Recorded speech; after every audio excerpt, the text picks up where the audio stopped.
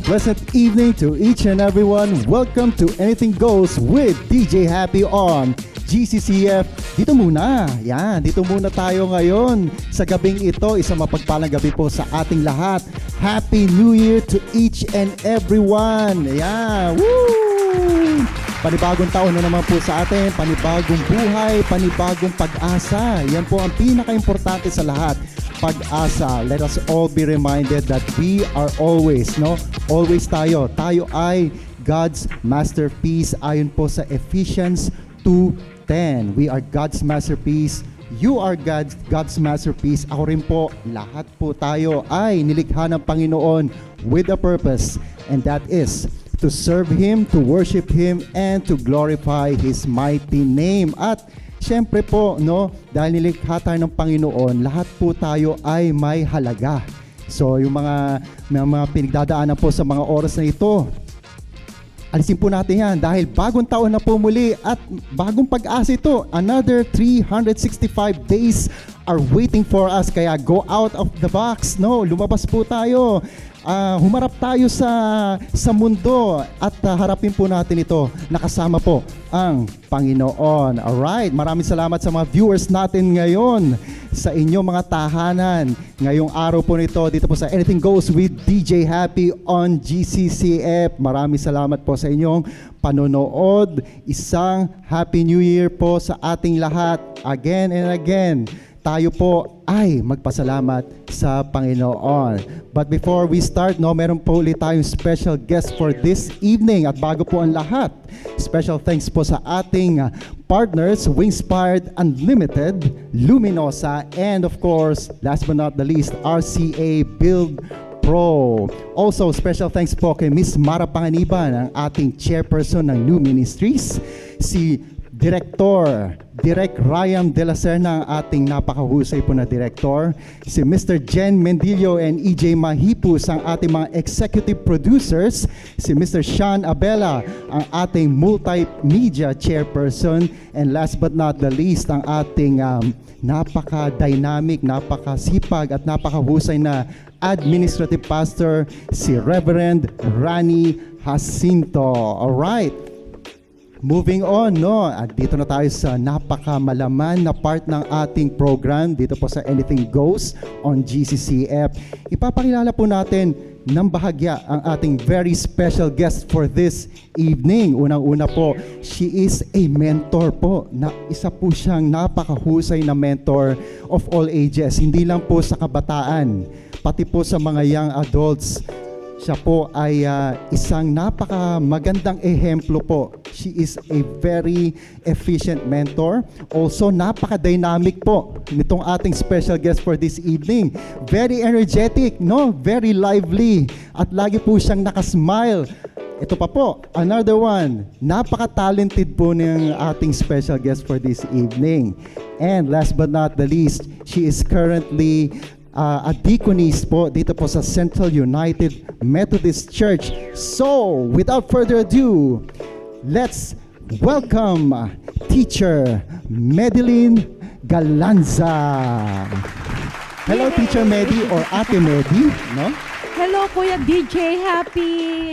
And good evening, everyone. And thank you for having me here, Kuya DJ Happy. Nung una, nanonood lang ako. Avid fan ako ng Anything Goes with DJ Happy. Pero ngayon, isa na ako sa guest. At nakakakaba pala yung feeling. Ayan, maraming salamat po, Teacher Medi, alam naman po na lahat, especially ng mga especially mga kabataan, na napaka-busy nyo po sa inyong mga schedules. At nandito kayo, ikaw ngayon, na you took the time na makasama namin sa gabing ito. Maraming salamat, Teacher Medi. Now, moving on. Can you tell us more about yourself? Ako po ay isang ordinaryong may bahay kapag po nasa aming tahanan. Tagalinis, tagaluto. Ayan. Ay, hindi pala tagaluto kasi hindi ako marunong magluto. Tagabili ng ulam. Ayan. Pero kapag ka nasa simbahan, ako po ay isang diaconessa. Wow. Ayan. Basta kapag ka nasa tahanan, nanay ako, pag nasa church, diaconessa. Ayan, So sa mga viewers natin, especially kahit alam na natin ang isang deaconess, or diaconessa sa Tagalog, marami pa rin po nagtatanong, no? I took the survey, no? May mga tinanungan ako na kahit matatagal na sila, no? Mga Christians and Methodists. Pag tinanong ko, ano ba ang ginagawa talaga ng isang diakonesa or deaconess? Usually, ang sinasabi lang nila, nagsisermon din, nagtuturo ng mga youth, ganon. Ngayon, Teacher Medi or Ate Medi, for the FYI sa ating mga viewers, ano ba talaga ang ginagawa ng isang deaconess? Well, ang work talaga ng isang diakonesa ay may kinalaman din sa nurture ministry. Yeah. And through the leadership of our nurture, syempre, no, napakahusay kaya ng aking nurture chairperson. Gusto mo bang malaman kung sino? Yes, by all Syempre, means. ang iyong nag-iisang wife, si Uy. Sister Vanji Hernandez, na napakasipag na nurture ministry chairperson. Ang talagang work ng isang diakonesa, of course, is to equip and to teach, to equip particular sa children na mapalalim yung kanilang pananampalataya at mailapit sila sa Diyos. Tapos kami rin yung usually nag-create ng mga programs, leadership, seminars, trainings para yung purpose ng Christian education na mapalalim ang kanilang pananampalataya ay mag-materialize through the mga seminars and leadership trainings, ganon. So, Ate Medi, no? She is fondly called as Ate Medi talaga or Teacher Medi, no, to some. Ito yung personal na tanong ko sa iyo, no. Requirement ba ng isang deaconess or diakonesa ang maraming talent? Well, of course, kailangan yun na may talento ka sa lahat kasi napakalawak ng ministry ng ng ating simbahan. Hindi lang dapat preaching ang kaya mo. Talagang dapat malawak din yung ang isipan mo sa pag-put up ng mga pag-create ng mga programs kasi diyan makikita yung ganda ng Christian education lalo na ng nurture kapag marami tayong mga ideas and programs na ginagawa sa church. And usually, no, sa yung mga iba ko rin nakakilala din na deaconess, usually, ang talents talaga nila usually is yung dancing eh. Di ba? Tinuturo na parang gano'n. hindi yan yung talent ko. Yeah. Then others, of course, yung singing, then yung iba yung mga arts, di ba? May mga arts eh. Opo. Iba't Kailangan ibang klaseng artistic arts. ka talaga kasi nakaharap ka sa mga bata tuturuan mo yung mga bata sa mga creative activities, gano'n. So, Teacher Medi or Ate Medi, ano ba yun? Talagang kailangan lumabas sa'yo or talagang itinitrain kayo sa mga ganong talents para lumabas yun sa inyo? Sa Harris pa lang, tinuturuan na din kami na ma-discover namin kung ano yung mga talents namin. So, nung nasa Harris ako, na-discover ko na kaya ko palang mag-sermon. Ayan. Wow. No? Kasi sermon ko lang nung Christmas, nung isang gabi, no? Pero, yun, na-discover ko yun kasi one time, dun sa aming preaching lesson, ay inaffirm ako ng aming professor na meron akong gift of preaching. Kaya yun naman yung in-enhance ko sa sarili ko. Pero dun sa gift of playing music, like keyboards, parang medyo kabado ako doon. Hindi ako confident tumugtog. Although, nakakabasa ako ng nota pero hindi ako ganun ka-confident tumugtog ng piano. And of course, alam din namin, marami nakakalam na meron kang talent sa singing. Ayan. Sabi nila. Sabi nung nanay ko, lalo na kapag nasa CR. Ayan.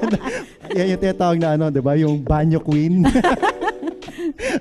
Banyo, CR singers. Yung mga ganun, CR singers. Ayan, sa mga viewers natin, totoo po yan, yung pagiging isang deaconess, napakarami. Napakarami niyang ginagawa. Kasi unang-una, she has to yung i-cater niya lahat ng especially mga kabataan usually talaga yan. Imo-mold mo yan di ba teacher? Iba ang personalities ng kabataan natin, di ba? Iba-iba rin yung edad, di ba? Merong mas maliliit pa, merong mga teenagers na. Sa point of view mo, Teacher Medi, ano yung pinakamahirap turuan? Yung maliit o yung medyo teenager na? Parang yung mas medyo teenager na. Oh. Kasi yung mga bata, lahat ng sabihin mo, gagawin pa niyan eh. Yung mga medyo teenager niya, may mga sarili ng desisyon niyan eh. May mga kanya-kanya ng gustong gawin na kapag ayaw nila, talagang hindi mo mapapasunod. Ay, naku Bad yun.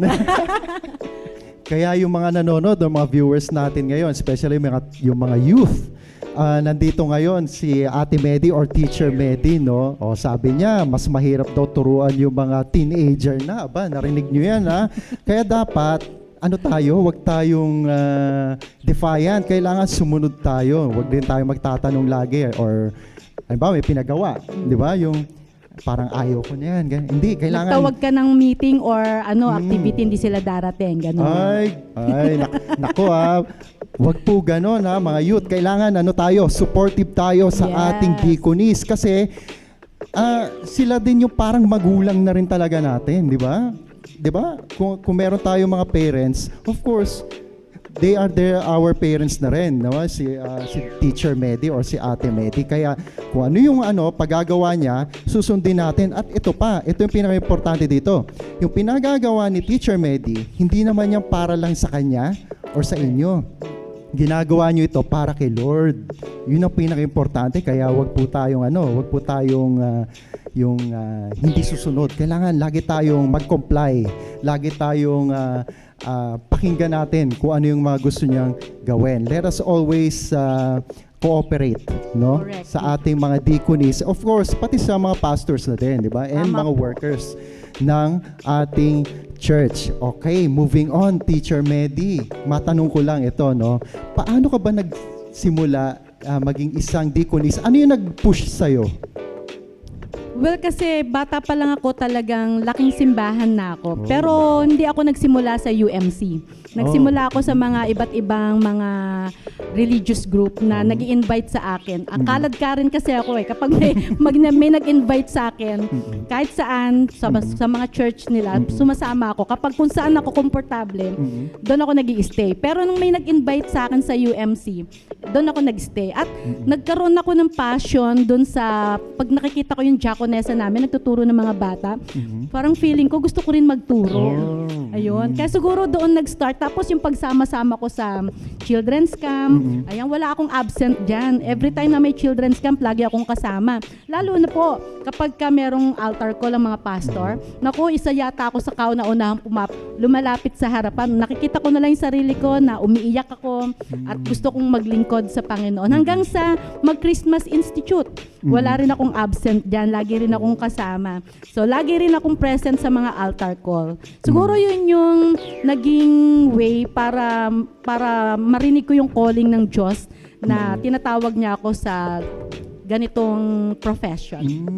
So, talagang originally, talagang by heart talaga, nasa gusto mo talaga, no? I think, no, meron din kasi yung iba, yung parang siguro, is this, correct me if I'm wrong, no? Yung mga parang dahil pinush lang sila or napilitan lang, no? Meron din. Meron din sigurong ganon case. So ano yung may papayo mo sa mga cases na ganon, na kahit may calling sila, di ba? Kahit may calling, kahit gusto nila, pero parang iniisip nila, I'm not worthy. Usually ganon di ba? I'm not worthy, parang hindi pa ako ready. Ano yung mapapayo mo sa kanila, Teacher Medi? Well, dalawang bagay lang yan Una, magpatulak ka lang. Hayaan mong itulak ka nila kasi minsan kailangan na may nagpupush sa atin para malaman natin kung ano yung calling ng Lord. Like, for example, yung karanasan ko, meron lang naman bumulong sa akin. Kasi nung nag-a-altar call yung isang pastor, bata pa ako noon parang yung sister na pinaka-spiritual sister ko, sabi niya, pakinggan mo yung puso mo, baka tinatawag ka ng Diyos. So yun yung nag-push sa akin para lagi akong lumalapit sa Panginoon. Kaya yung pagtulak sa atin, minsan one way yan na dinedirect tayo sa tamang daan Pero kapag ka naman talagang hindi natin ramdam o hindi natin feel yung pagtulak sa atin, take your time. At ihingin natin sa Panginoon yung kanyang direksyon, yung kanyang calling, kung ano talaga yung gusto natin. Very well said, no, Teacher Medi. Ano naman ang yung pinaka, let's say, syempre, yung pinaka first time mo, no, madistino ka? Or Naku, masalimuot ang aking first destino. Pinaka first time mo, na yung talagang as a deaconess na talaga, no, full-fledged deaconess. Ano yung mga natutunan mo? Ano yung mga naging realization mo nung mga time na yon? Nako, DJ Happy, napakamasalimuot yung aking mga first destino. No? Kasi syempre, batang-bata ka. Yeah. Hindi naman kami, sa Harris kasi, maraming tinuturo sa amin. Pero pagdating sa actual na, parang alam mo yon, yung lahat ng natutunan mo parang nawala kasi iba yung actual. So ang dami kong karanasan bilang isang batang diakonesa noon. Talagang minsan nasisigawan ako sa destino, ganon. Minsan kapag may nagagawa akong mga bagay na hindi maganda, lagi akong napupulaan, ganon. Siguro parang feeling ko nung time na yon, kung hindi ako matatag, kung hindi ako talagang tinawag ng Panginoon, baka wala ako ngayon dito. Sa mga karanasan ko noon, nung bago ako nag-destino. So tama yung sabi mo, no, Teacher Medi. Usually naman ganun kahit anong profession, yung mga halimbawa, pinag-aaralan mo pa yan, theoretically pa lang Oo. Pero yung actual, doon ka magugulat, uy, iba pala, di ba? Oo. Let's say yung mga lawyers, di ba? Pagdating sa pag-aaral, syempre nandiyan pa rin theoretical kasi sa libro pa lang yan Pero pagdating sa actual, totoo yun, iba yun kasi based yun sa aking late father, which is a retired attorney noon. Yun yung kwento niya noon, laging kinikwento niya sa akin. Nung nag-aaral pa siya, syempre, parang alam mo na lahat ng mga pinag-aaralan mo. Pero pagdating nung time na nakasalang ka na, isa ka ng, let's say, yung father ko noon is naging abogado na. Pagdating niya sa court, yung mga ganon, or sa mga situations, doon niya nare-realize, no, iba pala to. Then the learning comes on, di ba? Yung dumadating na yung learning na hanggang sa, yun, makasanayan mo na gano'n. And of course, the same din, no, sa iyo, yun theoretical, then yung actual.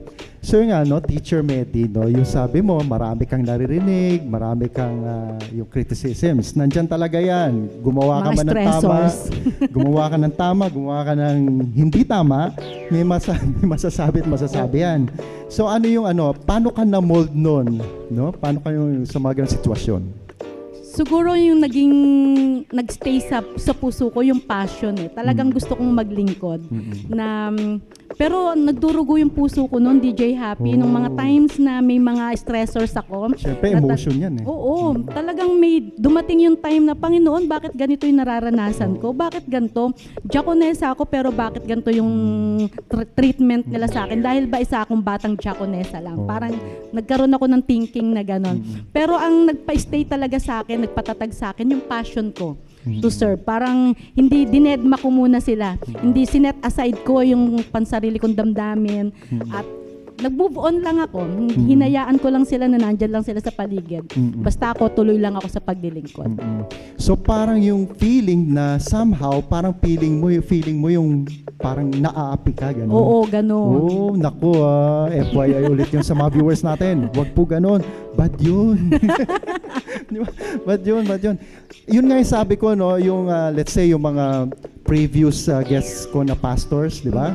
Nabanggit ko yun na mahalin natin ang mga workers natin, pastor at mga diakonesa. Correct ka dyan, DJ Happy. Especially yung mga members, mahalin natin. Huwag natin lagi silang sisilipin. Kikriticize natin. Yung mga ganun, di ba? Yung lahat ng kilos nila, titignan mo.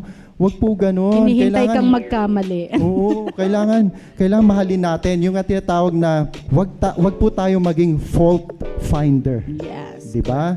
Instead, kasi pag ano po yung iniisip natin, sino ba negative doon? Di yung tayo, yung nasa point of view na gano'n. Di ba? So yun lang isipin natin, kung gano'n tayo lagi ang iniisip natin sa mga workers natin, yung criticism, okay lang naman po yung criticism, meron naman yung constructive Pero wag tayong destructive. Yung kahit wala namang ginagawang yung kahit okay naman yung ginagawa niya, parang pinipilit mong mali pa rin yan. Hindi naman yun, no? Not healthy. Hindi At siya totoo good. naman, we cannot please everybody. Yeah, yan. Oo, cannot please everybody. Sa mga members, no, tayong lahat bilang Christians, isipin lang natin, lahat tayo kumikilos para lang kay Lord. Correct. Di ba? Hindi naman tayo kumikilos para sa sarili natin Lahat tayo ay hindi tayo kaya nga tayo lagi tayo nagche-church, di ba? Because we are all still sick, di ba, spiritually. Ibig sabihin, totoo po yun. hindi naman porke pumupunta tayo sa church, perfect eh. Wala Correct. pong ganon. Kaya tayo pumupunta ng church because marami pa tayong pagkukulang, di ba? At kaya tayo pumupunta ng church para tayo ay magamot spiritually. Sino gumagawa nun? Of course, si Lord. Di ba? Yes, correct ka dyan. Kaya wala pong perfect. Kaya wag po tayo magsisilipan. Titignan natin yung mga pastors natin. Ba't ano naman to? Deaconess natin, ba't naman ganito? Wag po ganon. May tama ka. Yun. Kailangan harmonious tayo, di ba? No? Ganon.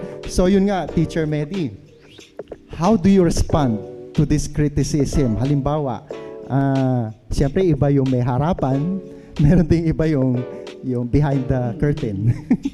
Actually, mababa kasi yung puso ko sa ganyan. Mas dinudulog ko sa Diyos. Yeah. Yung mga taong nakakasakit ng damdamin ko, pinapanalangin ko sa Diyos. At dalangin ko na sana bigyan ako ng mahabang pasensya ba. At pangunawa dun sa mga taong ang tingin sa akin ay tamad, tingin sa akin na hindi gumagawa, ganon. Yung mga taong hindi naman mawawala yan eh. May Ay, mga yes. taong talagang ipapahiya ka sa madlang people. Ayan. So, hindi ko siya kino-confront. Sinasabi ko sa Lord. Tama-tama po talaga yan. Actually, napakaganda po nung explanation nyo, Teacher Medi. No? Yun naman po talaga eh. Bilang Christians, no? Maski po sa akin, regular worshiper, member, talagang kahit ako rin yung nasa ganyang sitwasyon, kailangan talaga rin ibigay mo lang sa Panginoon. Di ba? Tama ako. Huwag mo nang labanan, huwag mo nang tapatan. Di ba? Yes. Ganon. Pero Teacher Medi, ito nga pala, naisip ko lang. Bilang isang deaconess, no? Let's say sa pananaw ko lang, ang tingin ko kasi there are two faces, no? Dalawang mukha ng pagiging isang worker ng simbahan. Unang-una, meron yung passive, meron din isa yung fighting. Yung fighting hindi siya yung hindi siya yung violente. Ibig sabihin yung you are the very bold type, no? Are you the passive type or are you the bold type of deaconess? Siguro sa mga nararanasan ko, nagiging fighting. Oh. No, kasi Palaban. nagiging ako, parang natututo na akong ipaglaban yung sarili ko. Ganon. Yun yung, dati kasi kapag ka merong nagkikriticize sa akin, okay po, sige po, ganon. Ganon lang. Baw lang ako ng baw. Pero ngayon, sa dinami-dami ng mga naging karanasan ko, parang natuto akong ipaglaban na yung sarili ko. Sarili ko naman. Parang gano'n. Tsaka ako personally, I believe na hindi naman kasalanan yun eh. Yung lumalabang ka. Kasi it's part of yung pagiging, yung may conviction ka. Di ba yung conviction? Well, kanya-kanya naman tayo ng personality. Meron kasi yung talagang, yung sabi mo nga, yung passive, yung baw na lang ng baw, kahit Tanggap ka na lang ng tanggap. Ganun. kasi unang-una, yun nga, like ko nababanggit to no? God is a God of balance, di ba? So kung lagi ka lang nasa isang side na gano'n, hindi pantay di ba? Parang yung weighing scale yan, di ba? Kung lagi ka nandito, hindi pantay. Kung lagi naman sa kabila, gano'n din. Kailangan balance Hindi naman palaging sa lahat ng panahon, passive ka. Hindi naman din sa lahat ng panahon, laban ka naman ng laban. Kasi di ba, pag puro ka naman din laban, you will generate negativity naman later on. Kasi parang, iba naman to, parang lagi na lang itong kontra na kontra din yung tinatapatan kami. So may balance din, no? So, sa case mo, no, Teacher Medi, ganun ba yun, na binabalance mo din yun, no? And, ngayon, paano mo naman ito maituturo sa mga generation, yung young generations natin? Of course, growing up yan yung mga youth. Di ba? So, very crucial yan na pagdating ng panahon, sila naman yung magiging future leaders ng iglesia, ng church natin. Paano mo ito sa kanila, maituturo yung ganitong klaseng pananaw?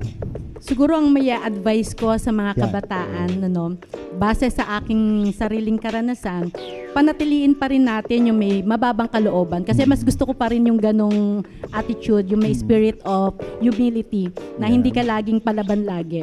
Well, of course, kapag ka may katwiran ka, pwede mo namang ipaglaban yung katwiran mo in a nice way. At magpatuloy lang tayo sa paglilingkod. Alam ko na maraming mga taong darating sa buhay natin na magbibigay sa atin ng sakit ng loob, ng mga stressors, darating yan sa atin. Keep on going lang. Yeah. Magpatuloy lang tayo sa kung anong alam nating ipinagagawa sa atin ng Panginoon. Ayan. And FYI rin po sa ating mga viewers, no, si Teacher Medi is, yung nga sabi ko kanina, no, yung introduction ko sa kanya, dynamic, energetic, talagang talented. Nakaka-nervous nga yung introduction mo, DJ Happy. Si Teacher Medi lagi nakasmile talaga yan. Oo. Kaya pag nakita nyo pa lang siya in person, talaga makikita nyo yung yung aura. Yung aura na wow, ang cheerful. Cheerful talaga. Which is true po. Genuine po ang personality ni Teacher Medi. Talagang masayahin po si Teacher Medi. Kaya yun nga po, maraming salamat again Teacher Medi, no, bago tayo tumuloy sa susunod kong itatanong sa iyo.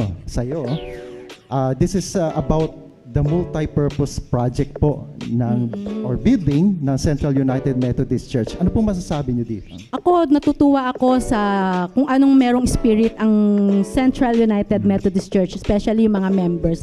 Dahil meron tayong passion sa pagpapaganda at pagpapaayos ng ating simbahan. Kaya naman po, ini-encourage ko lahat po ng mga may puso sa pagbibigay, maliit o malaki man ang amount na ating ibabahagi, ay napakalaking bagay po ito para maipatayo natin yung matagal na nating pangarap na multipurpose building. Yan, amen, no?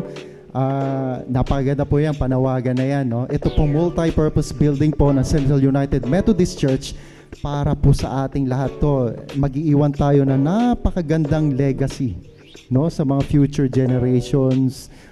Siguro darating yung time, no, wala na kami sa mundo, di ba?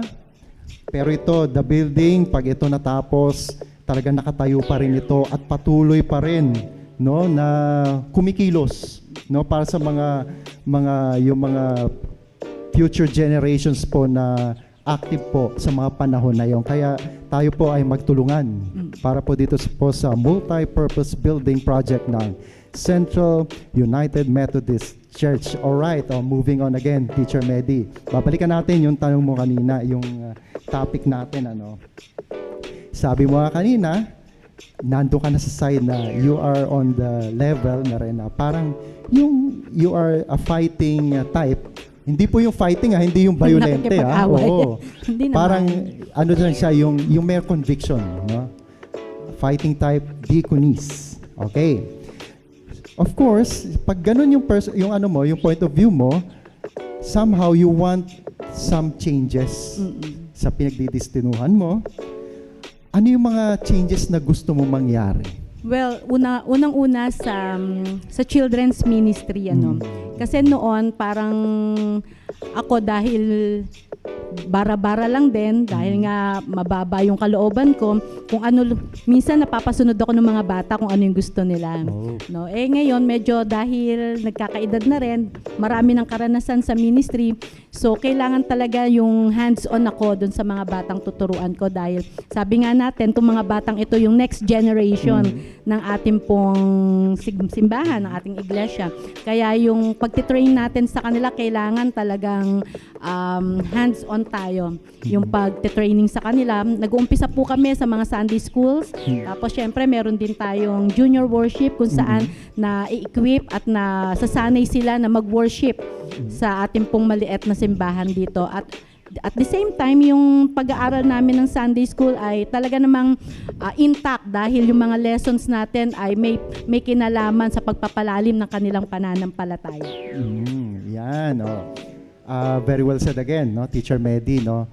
Kaya yung mga yung mga aspiring, no, na kabataan po na gusto rin pong sumali sa mga ministries po dito po sa Central United Methodist Church. Actually, marami po. Usually po yung music ministry, yan yung pinaka-common po dito. Open na open po ito. So, meron po tayong mga praise and worship team ng Central United Methodist Church. Meron din po tayong lamplighters, yan, sa GCCF or God's Children Christian Fellowship. So, open na open po yan. Kung meron po kayong mga talento, no, gusto nyong i-share para po sa ating Panginoon, huwag po tayong mahiya, no? Please do, lumapit lang po kayo sa amin, o lalo-lalo na po kay Teacher Medi, no? Ang daling lapitan. Pag nakita nyo lang po si Teacher Medi, parang yung hindi ka mahihiya talaga, di ba? Parang ang gaan-gaan ng feeling mo Salamat na, naman teacher, lapit po ako, gano'n yung dating, no? Kaya please do, no? Kung gusto nyo pong sumali sa mga ministries dito po sa Central United Methodist Church, please do inform us, no? Anyone can join. Alright, Teacher Medi, no? Very active ka sa mga youth natin, kabataan, sa pagtuturo, sa pagbabahagi mo ng talento mo, sa salita ng Panginoon. Of course, may mga Bible study yan, devotions, and so forth. Ngayon, paano naman sa sarili mong kids, di ba? Paano mo sila namamanage, let's say, kahit busy-busy ka sa pag-asikaso sa mga kabataan, how do you manage your kids? Napakagandang tanong niyan, Kuya DJ Happy. Siyempre, kailangan maging modelo tayo pagdating sa pagiging active sa mga gawain ng church. I make sure na yung mga anak ko, hindi sila naiiwan sa bahay kapag during worship. Oh. I make sure na yung mga anak ko sumasama sila sa anumang activities ng ating church. At nakikita naman natin na natutuwa nga ako dahil kahit na bago pa lang kami dito sa Central, involved na yung dalawang anak ko sa GCCF, no? Ang aking panganay ay nagagamit bilang drummer natin. At yung aking pangalawa naman nagagamit bilang keyboardist. At ngayon, yung aking bunso ay ang tawag doon, siya yung main character sa katatapos nating tableau. Ayan. So natutuwa ako dahil kahit na napakabilis ng panahon kasi ilang months pa lang kami rito pero involved na lahat ng aking mga kids. Ayan. So makikita po natin, no, nasa right direction talaga, no. Very crucial yan, very important po talaga yan. Siguro of course sa mga parents na katulad mo, no, Teacher Medi, na kahit yung mga bata, no, at a very young age, kumbaga yung tinatawag nga, start them young. Di ba, no? Yung alam na kagad nila, kahit yung bata pa sila, alam na nila yung role nila bilang Christians. Ito pala yung tanong ko, no, Teacher Medi. So, syempre, yung sabi mo, yung you make sure na meron sila ministry, kumikilo sila, uma-attend sila, active sila. Meron bang time na parang ayaw nila? Meron din naman kasi mga normal na tao rin naman yan. Meron ding mga panahon na pahirapan sa paggising. Nagdadabog po ba? Nagdadabog? May ganon. May time na nasasabihan ko sila, ang sipag-sipag nyo sa church pero sa bahay, ang tamad-tamad daw. May ganon ding moment, no? Sino ba ang hindi normal dito? No? Sino po sa kanila? Pero may mga rin, Kuya DJ Happy, meron din pagkakataon na nagkakaroon din yung mga anak ko na ano bang term na dapat kong gamitin? Parang minsan, bakit kasi naging anak pa ako ng pastor at diakonesa? May ganun silang bitaw sa amin. Kasi minsan nasasabi ko, siguro makaka-relate dito yung mga anak ng mga pastors, mga pastor at diakonesa, no? Makaka-relate sila dito kasi may time na naririnig sila na anak ka pa naman ng pastor, anak ka pa naman ng diakonesa. Parang ganon. Minsan tuloy, nasasabi nila, bakit pa kasi ako naging anak ng pastor? Bakit kasi ako naging anak pa ako ng diakonesa? Kasi may mga members tayo na dapat kapag anak ka ng pastor, anak ka ng diakonesa, ganito ka. Ganon ka. Dapat lagi kang nasa church. Dapat ganito ang suot mo. No, parang ganon. Nagkakaroon sila ng, ano bang term ang dapat? Nape-pressure. Nape-pressure, yan. Tama siguro yung term na yan, no? May ganong moment. Yan. So, totoo po yun, ano? Kasi nga, tulad po yung previous na guest ko noon, yung pilot episode namin, si Mr. Jen Mendillo noon, no? PK, di ba? Pastor's Kid. Nakwento nga niya yun, yun yung tanong ko noon, Meron bang yung a sort of pressure ba na pakiramdam? Na ano rin niya yun, oo. At some point, din yan. No? Kaya it's natural naman talaga yon. Natural yon. Actually, kung hindi naramdaman yun ng bata, parang something's not right din Di ba, no? Kasi growing up yan Talagang dadaan niya sa mga yan. Pero alam po natin, Teacher Medi, as they grow up, maintindihan nila yan. Totoo naman yon, di ba? As they mature, maintindihan nila kung bakit ganon, na bakit ko kailangan gawin to, ganon. Kaya yun lang, siguro sa akin parang okay lang yan, Teacher Medi, no? Ayun. Pwede nyo pong take this moment po, no? Pwede nyo po i-shout out si Pastor Genesis. Ayan, sige, nako. Alam mo, naka-tune in lahat ng miyembro ng pamilya ko. Yan. Kaya binabati ko po ang nanay ko, ang isang sa mga avid fan ko. Ayan. Tsaka syempre ang kabiyak ko. At ang aking mga anak, naka-tune in sila ngayon sa ating pong episode na ito. Syempre, inaabangan nila ang kanilang magandang mami. At yung mga Jaconesa na naka-tune in din ngayon, lalo na si Teacher Ronaldin Capuli. Isa yan sa avid fan ko talaga yan. Alright, now, ito na ang The Moment of Truth. Makakarinig po tayo ng isang special song from our special guest na si Teacher Medi Galanza at siya po ay aawit sa atin. So, take it away!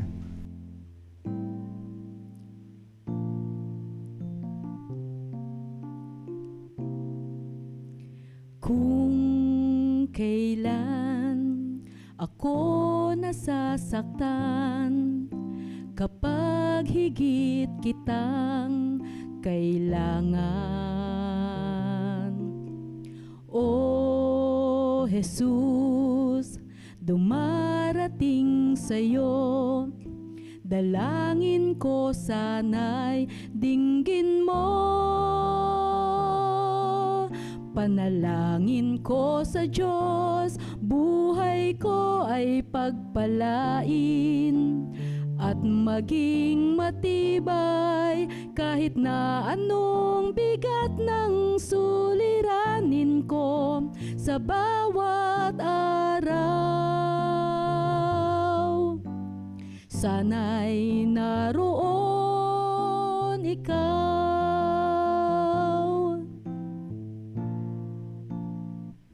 Ang lahat ng kalayawan ko, dalangin kong lahat sa'yo.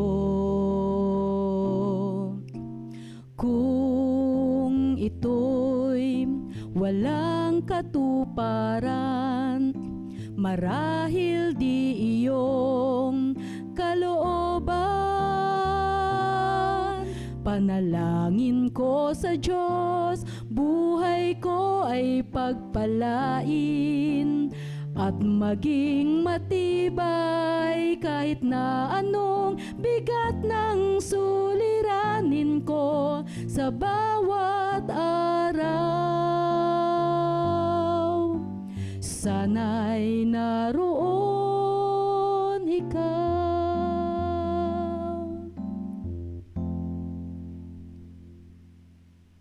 Wow, a very beautiful song, no? Cover po ni Teacher Medi Galanza. Panalangin ko sa Diyos by Miss Tricia Amper, no? Papuri song ito. Napakaganda and very heartwarming song. Maraming salamat, Teacher Medi, sa iyong pagbahagi, no? Pag-share. Ito nga po yung talent na binanggit ko kanina, singing. So, Teacher Medi, ano ang na-inspire sa'yo? Bakit ito yung napili mong awitin? Sa mga panahon na ako ay nasasaktan, mga panahon na napakaraming criticisms, mga feedbacks na hindi matanggap ng puso ko, tanging ang panalangin ang naging takbuhan ko. Siyempre ang Panginoon. Sabi ko nga kanina, lahat ng mga sakit, lahat ng mga hurts, pains, sa Diyos ko lang sinusumbong lahat. Alright, no? Teacher Medi, the floor is yours. Pwede ka na pong mag-shout out, pwede mo itong batiin yung mga gusto mong batiin, at of course, pwede ka mag-promote at this very moment. Una sa lahat, DJ Happy, nagpapasalamat ako sa opportunity na maging guest dito sa inyong Anything Goes with DJ Happy. Medyo nakaka-nervyos pero salamat dahil naramdaman ko yung belongingness. Ayan, tsaka masaya naman palang mag-guest dito. Nais ko pong i-announce sa ating lahat na ang month of January ay National Bible Month. At ito po ay mga panahon na tayo ay mag-aaral tungkol sa mga Biblia. Meron tayong mga Bible quiz at ang gaganapin po natin ang National Bible Month sa darating na July 16 kung hindi po ako nagkakamali. Pero Magkakaroon din po tayo ng mga eliminations Bible quiz. Meron ding district elimination Bible quiz. Lahat pong yan, ibibigay ko ang detalye sa mga susunod na mga araw. Kaya abangan po natin ang announcement na ito sa ating pong FB page na i-release po ng ating simbahan para po maging updated tayo sa nalalapit nating National Bible Quiz. At of course, akin din po pinananawagan yung mga daily evening prayers and morning devotion din, of course. Subaybayan po natin ang lahat ng ating pong mga devotions dahil ito po ay nagiging kalakasan ng ating spiritual, At syempre, bilang panghuli, sa akin pong mensahe sa ating lahat, kapag ka ikaw ay may passion para sa tao, tiyak maraming buhay ang mababago. Wow. Very very inspiring talaga yung yung binahagi ni Teacher Medi, and of course yung kanyang life story, no? So napanood natin, nakita natin na dumaan din siya sa heartaches, di ba? Yung mga medyo nasaktan siya emotionally, pero tingnan niyo siya ngayon. Napaka masayahin niyang person, no? At isa siyang napakahusay na deaconess. Ayan, bago po tayo magtapos sa ating programa ito na Anything Goes with DJ Happy on GCCF, Teacher Medi, ito, ngayon ko lang ibabalik ito. Meron akong itatanong sa'yo, baka sakaling alam mo to. Kasi wala pang nakakasagot nito ever since sa program Parang ko. nakakakaba naman. Kahit yung sa kabila pa. Kahit yung sa kabila pa noon, wala talaga nakakasagot nito eh. Ako rin, di ko rin alam yung sagot nito, pero very confident ako, Teacher Medi, na baka masagutan mo to. Baka alam mo yung sagot nito. Ito yung tanong ko. Papakita ko. Teacher Medi, ano daw ito? Saging. Yan yung very common talaga yan. Yan yung lagi sinasabi, no? 99.9999% lagi Saging. sinasabi nila saging daw. Ako din eh. Kasama din ako dyan. Akala ko din saging eh. Pero hindi daw. Okay, another guess, Teacher Medi. Parang nagbabalat ka lang naman ng saging eh. Oh, so Ganon, saging diba? pa rin. Oo.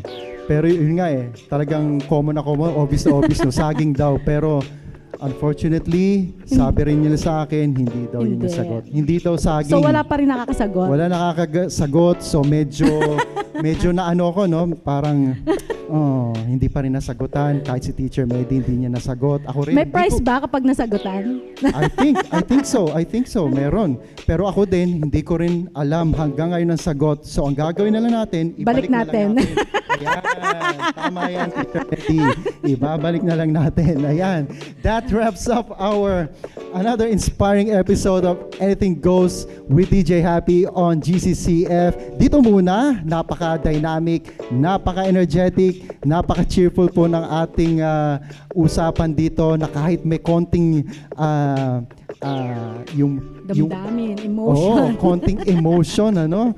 Masayang-masaya palagi tayo dito sa Anything Goes. Bakit po? Dahil dito tayo ay masaya at si Lord lang ang bida. Alright, again, special thanks to our sponsors and partners, Wingspired Unlimited, Luminosa, and RCA Build Pro. Happy New Year po sa ating lahat. Panibagong taon, panibagong pag-asa, panibagong buhay. Let us all be reminded that we are God's masterpiece. So again, maraming salamat po ulit sa pakikinig at panonood dito po sa Anything Goes with DJ Happy on GCCF. Dito muna. So again, this is DJ Happy saying pagpapala pa more and keep the faith, everyone. God bless us all.